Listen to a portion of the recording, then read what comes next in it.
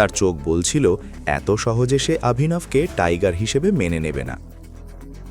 যাই হোক, পুরো গ্রুপে বলরাজ যদি কোনো কিছুর জন্য পরিচিত হয়ে থাকে, সেটা হলো তার জেদ। সে মেনে নিতে পারছিল না যে আগামীকাল একটা ছেলে তার ওপর রাজত্ব করবে। শুধু আকরামের প্রশংসা যথেষ্ট নয় প্রিয়, আর আমি এখনো মেনে নিইনি যে তুমি টাইগার। তুমি বলেছ তুমি প্রমাণ করতে পারো যে তুমি টাইগার, তাই তো? ওকে, আমি তোমাকে চ্যালেঞ্জ করতে চাই। তুমি কি বলছো? রিল্যাক্স আকরাম, রিল্যাক্স। চলো ফাইট করি।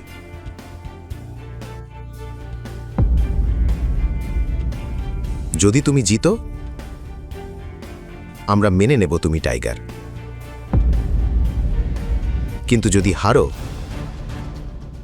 তাহলে আমাদের কাছ থেকে কিছু টাকা নিয়ে গুরগাঁও থেকে অনেক দূরে কোথাও গিয়ে সেটেল হয়ে যেও।